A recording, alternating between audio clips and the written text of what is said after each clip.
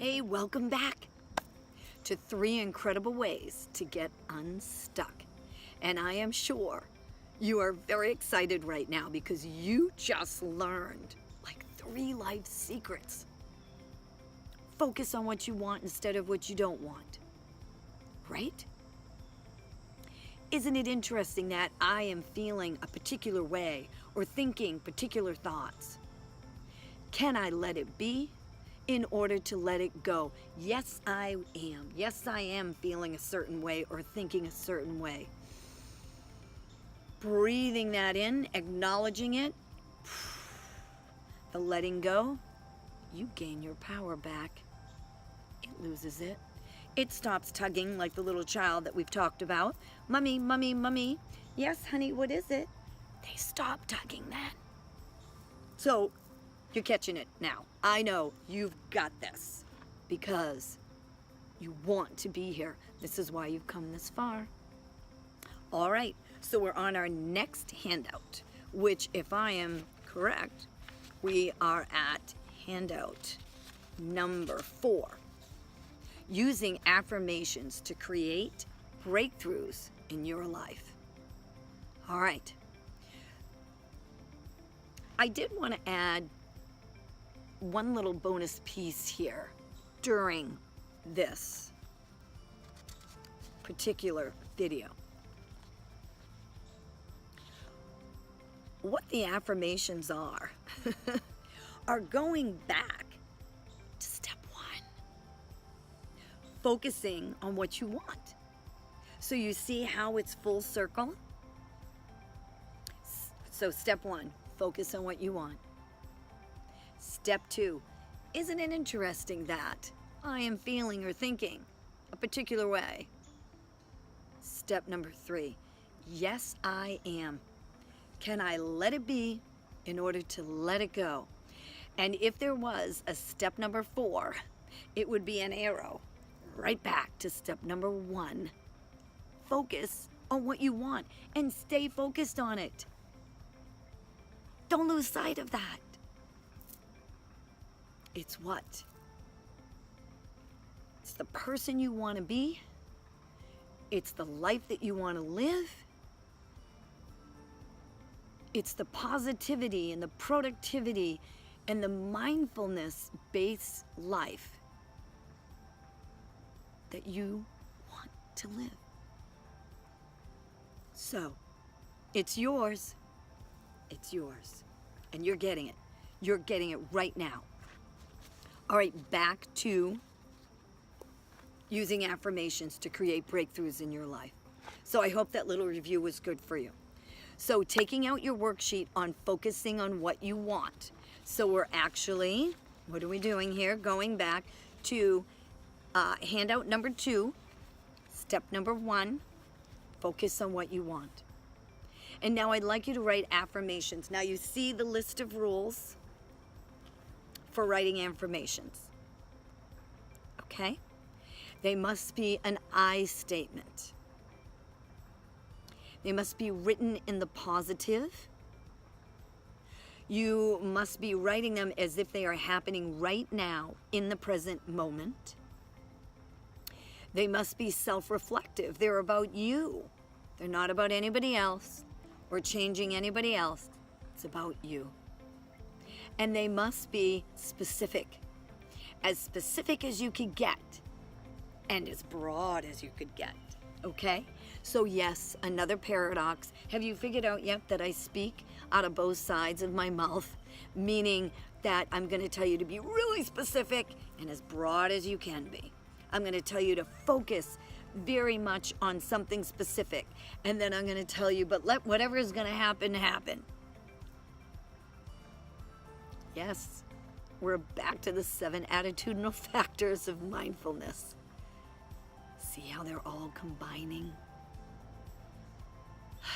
It's a lifestyle. I do my best to live it. I'm not 100% at it all the time. I mean, I am human, just like you. So, let's go back to the affirmations. So you have some examples there that I've taken from clients that I've worked with.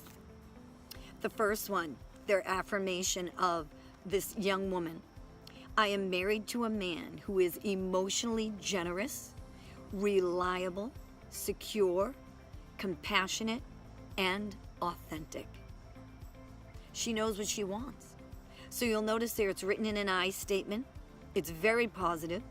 It's written as if it's in the present moment because she's not married yet, right? She's writing like she is.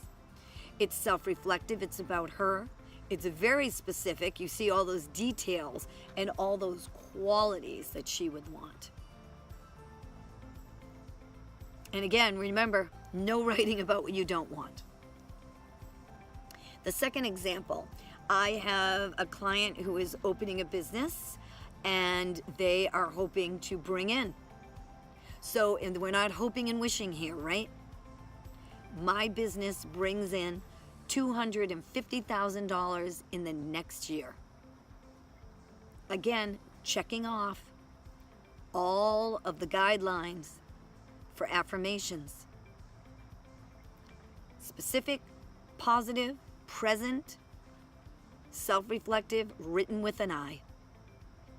Next, this is a great one that my client who struggles with anxiety and being overwhelmed with stress, which could probably be any of us, right? Writes, I love myself and I am calm, peaceful, and centered.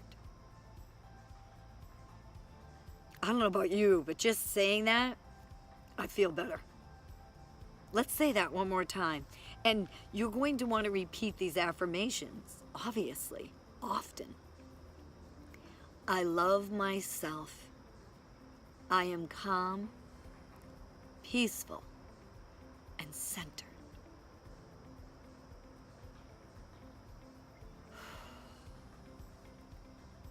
Really gets me right here. Also, makes me excited to do my mindfulness for 30 minutes today. So, you may be feeling the same way. And if you are, good for you. So I'd like you to write down 3 affirmations using your life area in your handout for step number 1, focusing on what you want. Remember, so it's the bottom line, only positive things here. The bottom lines, when I wrote in that life area that you chose, what do you want? Now let's take some time. Let's write down those affirmations and let's really give them some momentum, some real vivaciousness for them to really have the universe here and you succeed. It's amazing. So great work. Thank you very much. So that is the affirmations. Oh, of course, you might have already figured I'm going to ask you. Get a 3x5 card, please. Write down these affirmations. Maybe even do several. Definitely put one on your mirror in your bathroom so you can see it every morning while you're brushing your teeth, and you can repeat them again 3 to 5 times or more. You might take one of those cards, put it in your car so you can see it, put it in your wallet, put it on your desk, and maybe even frame it. Get a nice, fun, fancy frame. Put those affirmations in there. So during the day, you can repeat them to yourself. Also, you may want to put them on your nightstand. I know it's like, gee, how many copies of these things am I going to have? As many as you can. Because the more you repeat these to yourself, the more the universe hears this, the more you are manifesting for these amazing things to happen in your life. And you become unstuck. There you go. That's it. Your incredible life is happening right now. You are getting unstuck. And the more you use these 3 incredible ways to get unstuck, the better your life's going to be. The more you're going to enjoy it. Find peace. Find what it is that you might have been searching for outside of yourself.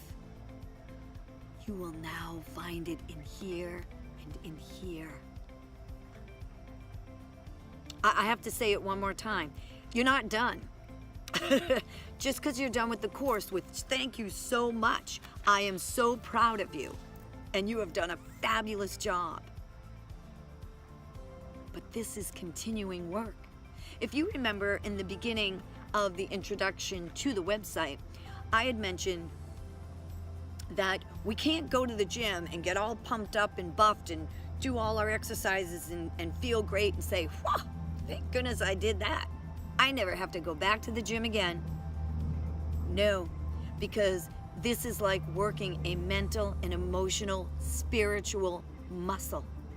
That's right, just like it is physically. You got to keep the work going.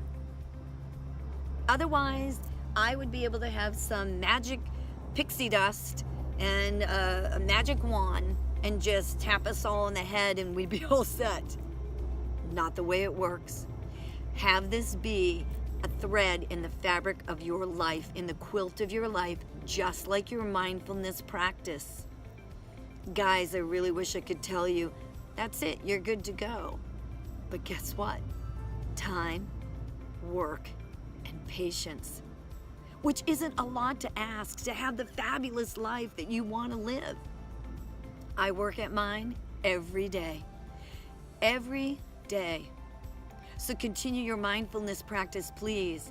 And we'd love to get you to get up to 30 minutes. We'll be doing a 30-day challenge very soon.